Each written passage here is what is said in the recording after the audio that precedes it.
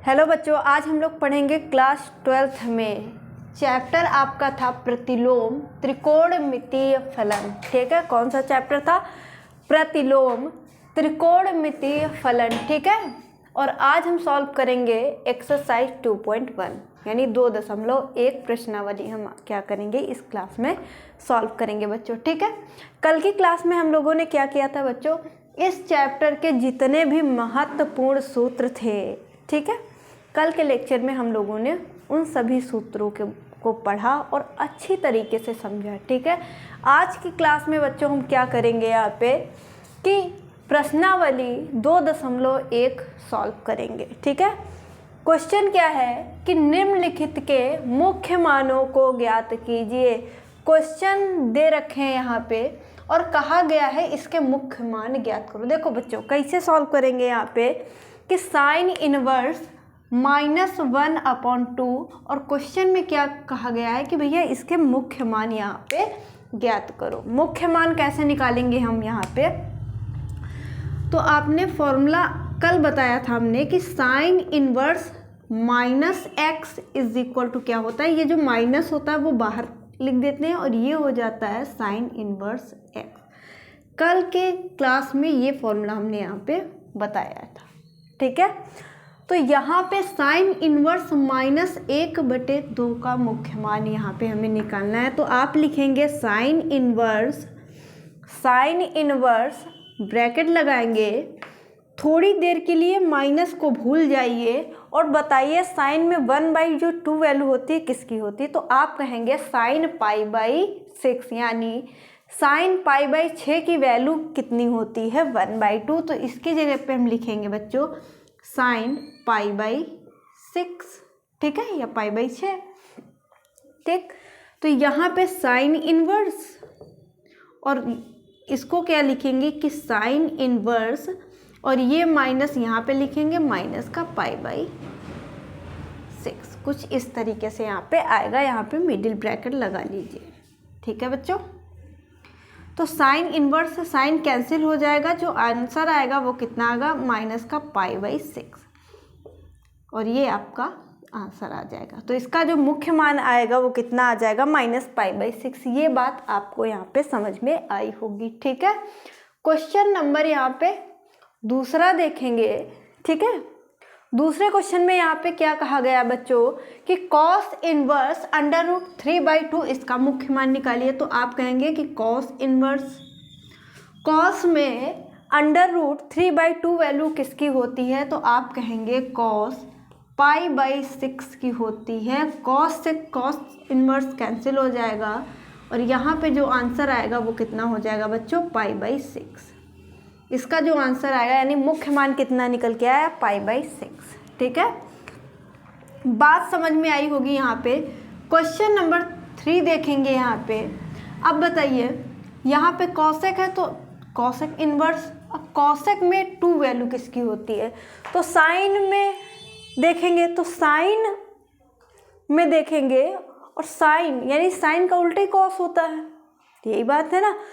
Sign 1/2 की value यानी sign π/6 की वैल्यू होती है 1/2 और कॉसेक में 2 वैल्यू किसकी हो जाएगी बच्चों? तो आप कहेंगे यहाँ पे कॉसेक π/6 हो जाएगी। तो कॉसेक इनवर्स से कॉसेक कैंसिल हो जाएगा, तो आंसर क्या निकल के आएगा? π/6 आ जाएगा। यानी इसका जो मुख्य मान होगा वो कितना होगा? π/6। यहाँ तक सारी चीज़ें आपको क्लियर हो गई। ठीक है, नोट कर लीजिए, फिर हम क्या करेंगे आगे अगला क्वेश्चन सॉल्व करेंगे। ठीक है, अब यहाँ पे हम बच्चों देखेंगे क्वेश्चन नंबर 4। कौन सा देखेंगे? Question number 4। तो क्वेश्चन नंबर 4 में क्या कहा गया है कि भैया tan इनवर्स -√3 का क्या निकालना है? मुख्य मान। कैसे निकालेंगे? तो आपको लिखना है tan इनवर्स, थोड़ी देर के लिए आप माइनस भूल जाइए। ठीक है, तो ये कितना हो जाएगा? किसकी वैल्यू होती है? यानी tan में √3 वैल्यू है वो किसकी होगी? तो आप कहेंगे tan π/3 की। ठीक है, ऐसे लिखेंगे। तो tan इनवर्स, tan इसको ऐसे लिख दिया -π/3। ठीक है।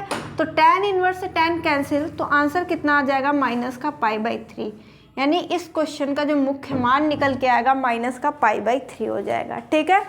यहाँ पे हम cos को देखेंगे, cos माइनस 1/√2, तो यहाँ में cos में देखेंगे, माइनस को भूल जाइए और सिर्फ हमें इतना बताइए कि cos में 1/2 वैल्यू किसकी होती है, तो आप लिखेंगे cos π/3 की वैल्यू होती, तो कुछ इसको इस तरीके से लिखेंगे cos इनवर्स, ठीक है, cos, और जब भी cos में माइनस का एंगल आए तो क्या करेंगे, हमेशा पाई से माइनस करके, पाई और माइनस क्या लिखेंगे, cos में 1/2 वैल्यू किसकी होती है, यानी π/3 की वैल्यू, cos π/3 की वैल्यू कितनी होती है 1/2, तो यहाँ पे π/3 लिख देना है। इस तरीके से क्वेश्चन में लिखेंगे, ठीक है, क्योंकि फॉर्मूला होता है कि cos inverse minus X is equal to pi minus cos inverse X, ठीक है। कल के लेक्चर में हमने ये फॉर्मूला बताया था आपको, ठीक है। कल के लेक्चर में जो महत्वपूर्ण सूत्र हमने लिखवाए थे उनमें ये सारे फॉर्मूले हमने लिखवाए थे, वहाँ जाके आप देख सकते हैं फॉर्मूलों को, ठीक है। तो कौन सा फॉर्मूला यहाँ पे लगेगा, cos inverse minus X is equal to pi minus cos inverse X, इसको सॉल्व कर दीजिए। तो cos इनवर्स cos ये कितना हो जाएगा यहाँ पे बताइएगा, ये होगा 3 1 जा 3, यानी 3 के 3, ठीक है। यानी इसको सॉल्व करेंगे क्रॉस मल्टीप्लाई करके, तो कितना आ जाएगा 2π/3 के 3 और 3 से 1 जाएगा 2, तो 2π/3। तो cos इनवर्स से ये कैंसिल हो जाएगा, तो इसका जो आंसर निकल के आएगा 2π/3, ठीक है, 2π/3। अब यहाँ पे देखेंगे क्वेश्चन नंबर 6, tan इनवर्स -1 का मुख्य मान बताना है, तो ये नॉर्मली सॉल्व करना है आपको। tan इनवर्स और माइनस को भूल जाइए और 1 बताइए, tan में 1 वैल्यू होती है tan π/4, तो इसको लिखेंगे -tan π/4। तो इसको ऐसे भी लिख सकते हैं, tan इनवर्स माइनस को यहाँ भेजेंगे, यानी tan -π/4। tan इनवर्स से tan कैंसिल, तो आंसर जो आएगा -π/4 आ जाएगा इस क्वेश्चन का राइट आंसर, यानी इसका मुख्य मान आएगा माइनस का π/4, ठीक है, ठीक है बच्चों। तो इस तरीके से ये क्वेश्चन भी आपका कंप्लीट हो जाता है। अब हम देखेंगे आगे इसके, इतना नोट कर लीजिए, ठीक है। देखिए यहाँ पे sec इनवर्स 2/√3 का आपको मुख्य मान बताना है यहाँ पे, तो कैसे बताएंगे, तो देखिए sec इनवर्स, ठीक है। अब sec में देखना है आपको कि 2/√3 वैल्यू किसकी होती है, तो आप कहेंगे कि sec π/6 की होती है, बस sec इनवर्स से sec कैंसिल कर देना है, जो इसका आंसर आएगा वही आपका मुख्य मान हो जाएगा, ठीक है। अब देखिए cot में देखेंगे, तो cot इनवर्स लिख लो, और फिर देखिए cot में √3 वैल्यू किसकी होती है, तो आप कहेंगे cot π/6 की वैल्यू, cot इनवर्स से cot कैंसिल हो जाएगा, आंसर कितना आ जाएगा π/6, यही इसका मुख्य मान हो जाएगा, ठीक है। यहाँ पे देखेंगे cos इनवर्स -1/√2, तो यहाँ पे आपको बच्चा क्या करना है कि cos इनवर्स, अब cos में देखो थोड़ी देर के लिए आप माइनस को भूल जाइए यहाँ पे, और देखिए cos में 1/√2 वैल्यू किसकी होती है, तो आपको पता होगा कि cos π/4 की ही वैल्यू होती है कितनी, 1/√2, ठीक है, क्लियर। तो cos में जब भी माइनस के साथ कोई भी वैल्यू देगा और उसका मुख्य मान पूछेगा, तो हमने ये बता रखा है आपको कैसे करेंगे, cos लिखेंगे, ठीक है, क्या लिखेंगे यहाँ पे cos लिखेंगे, ब्रैकेट लगा देंगे, पाई से पाई लिखेंगे और माइनस करके, यानी जैसे कि इसमें 1/√2 है, ठीक है, और ये cos में वैल्यू किसकी होती है, cos π/4, तो पाई से π/4 को आप माइनस कर देंगे, सॉल्व कर दीजिए। तो cos इनवर्स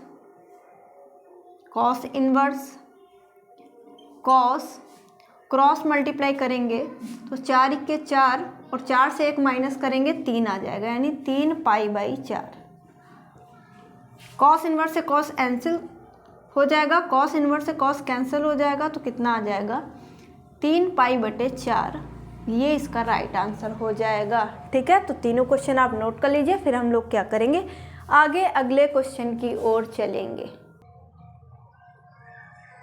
ठीक है, तो यहाँ पे क्वेश्चन नंबर 10वां देखेंगे हम यहाँ पे कि कॉसेक इन्वर्स माइनस √2 का आपको मुख्य मान बताना है। देखो कैसे लिखेंगे कि कॉसेक इन्वर्स, अब यहाँ पे थोड़ी देर के लिए आप माइनस को भूल जाइए, कॉसेक में बताइए √2 वैल्यू किसकी होती है, तो आप कहेंगे कि हो जाएगी भैया कॉसेक पाई बाई 4 की वैल्यू। ठीक है, अब हम क्या करेंगे, लिखेंगे कॉसेक इन्वर्स और माइनस को यहाँ हम लिख लेंगे, यानी कॉसेक माइनस पाई बाई 4।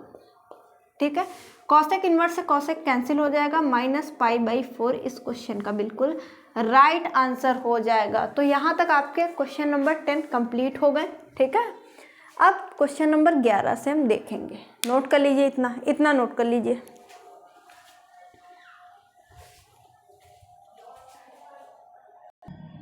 देखो बच्चों, क्वेश्चन नंबर 11 में आपको क्या करना है कि निम्नलिखित के मान ज्ञात कीजिए। मान कैसे ज्ञात करना है, देखो तो tan inverse 1 plus cos inverse -1/2 plus sine inverse -1/2। ठीक है, तो यहाँ पे हम देखेंगे कि tan इनवर्स 1, tan में 1 वैल्यू किसकी होती है, तो आप कहेंगे tan पाई बाई 4 की। तो tan इनवर्स और 1 को हम लिख सकते हैं tan पाई बाई 4, बिल्कुल लिख सकते हैं। ठीक है, प्लस है, प्लस कर देंगे। अब यहाँ से इतना देख लीजिए, इतना देखेंगे इसमें कि कॉस इन्वर्स माइनस, यहाँ पे देखो बस इतना आपको, यहाँ पे कॉस इन्वर्स है, यहाँ पे साइन इन्वर्स है, लेकिन जो इनका एंगल है वो सेम है। कितना है यहाँ पे कि -1/2 -1/2। ठीक है, तो आपके पास एक फॉर्मूला लिखा होगा, कल की क्लास में हमने एक फॉर्मूला लिखवाया था कि cos inverse x plus sine inverse x is equal to किसके, पाई बाई 2 के, यानी एंगल सेम होगा तो क्या हो जाएगा यहाँ पे पाई बाई 2। तो यहाँ पे देखिए -1/2 -1/2 एंगल सेम है, तो ये फॉर्मूला आपका बन गया। और फॉर्मूले में इज इक्वल टू में क्या होता है, पाई बाई 2, तो इसकी जगह पे हम लिखेंगे पाई बाई 2। अब इसको कैलकुलेट कर लीजिए। अब इसका मान निकालेंगे, tan इनवर्स से tan कैंसिल, तो यहाँ पर आ जाएगा pi by 4 plus pi by 2। यहाँ से एलसीएम ले लो, इसको बराबर कर लेते हैं। तो 2 से नीचे मल्टीप्लाई कर दिया हमने, 2 से ऊपर मल्टीप्लाई कर दिया, तो यहाँ पे एलसीएम कितना गया 4, यहाँ पाई प्लस 2 पाई। ठीक है, 2 पाई में 1 पाई और जोड़ेंगे तो कितना आ जाएगा, 3 पाई आ जाएगा, और नीचे कितना आ जाएगा 4, और यही इसका आंसर हो जाएगा। बात समझ में आई होगी। ठीक है, अब देखेंगे अगला क्वेश्चन, इतना नोट कर लीजिए।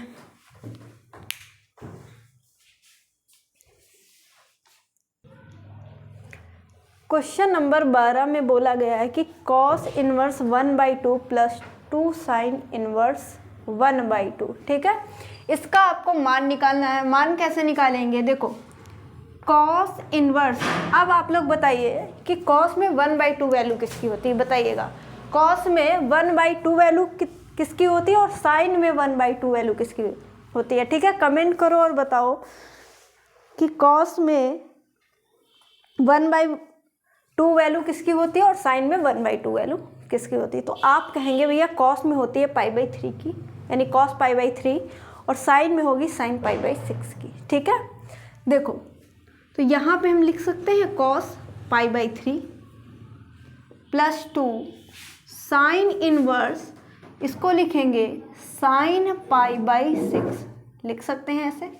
अब यहाँ कॉस इनवर्स से कॉस तो कट जाएगा, क्या बचेगा pi by 3 plus 2 into sine inverse से साइन कैंसिल हो जाएगा पाई बाई 6, 2 1 जा 2, 2 3 जा 6, यानी 2 1 के 2, 2 3 6। ठीक है, अब यहाँ से आपको 3 एलसीएम मिलेगा, पाई प्लस पाई। ठीक है, 1 पाई यहाँ पे और 1 पाई यहाँ। ठीक है, 2 से ये 6 कट जाएगा। अब इसको जोड़ो, कितना आएगा, तो 2 पाई बटे 3। तो इसका ये आंसर हो जाएगा, कितना आएगा 2π/3। ठीक है, तो इस तरीके से आपका ये क्वेश्चन भी कंप्लीट हो जाता है। अब हम चलेंगे क्वेश्चन नंबर 13 की ओर। ठीक है, नोट कर लीजिएगा, नोट कर लीजिएगा। फिर चलेंगे क्वेश्चन नंबर 13 की ओर।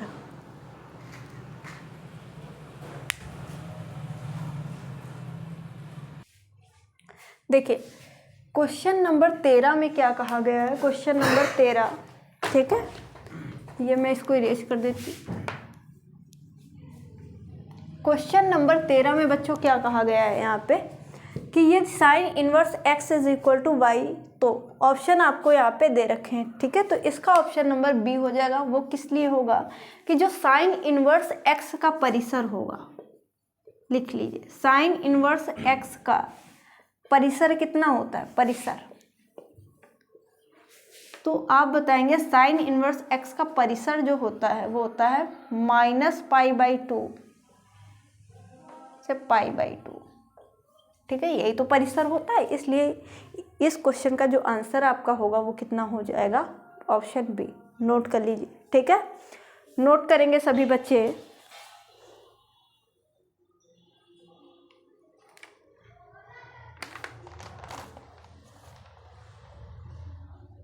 ठीक है, सभी बच्चे यहाँ पे नोट करेंगे, फिर हम लोग अगला क्वेश्चन सॉल्व करेंगे।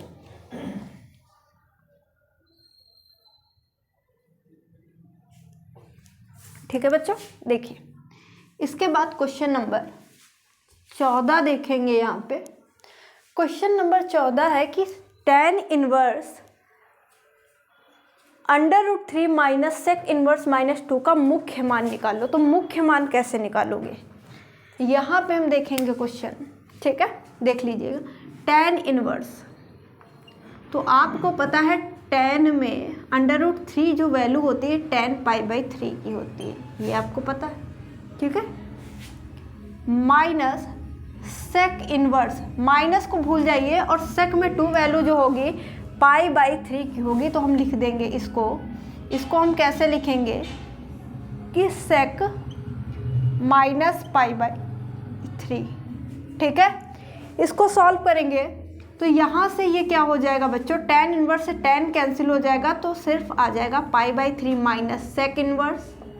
यहाँ पे कितना हो जाएगा, ये होगा भैया सेक, और इसको क्या लिखेंगे, सेक, क्या करेंगे इसको पाई माइनस π/3, यही करते हैं हम लोग। तो यहाँ से π/3 माइनस सेक इनवर्स, और यहाँ पे कितना आ जाएगा कि सेक 3 × 3 और 3 माइनस पाई करेंगे, यानी 3 से 1 गया तो 2 बचा, यानी 2π/3, यही तो बचेगा। अब यहाँ पे क्या करेंगे कि π/3 माइनस सेक इनवर्स से सेक कैंसिल हो जाएगा, तो कितना आ गया 2π/3। तो यहाँ से आपको जो एलसीएम मिलेगा वो 3 मिल जाएगा, पाई माइनस 2π, तो यहाँ से जो आंसर आएगा माइनस का π/3, माइनस π/3, इतना नोट कर लीजिए, इतना नोट करेंगे। ठीक है, माइनस का π/3 इसका मुख्य मान होगा। तो प्रश्नावली 2.1 यहाँ पे ख़त्म हो जाती है। ठीक है, सारी चीज़ें आपको समझ में आ गई होंगी। कोई भी डाउट हो तो आप कमेंट बॉक्स में मैसेज करके पूछ सकते हैं। ठीक है, तो कल की क्लास में हम क्या करेंगे, प्रश्नावली 2.2 को सॉल्व करेंगे। तो आज के लिए बस, धन्यवाद।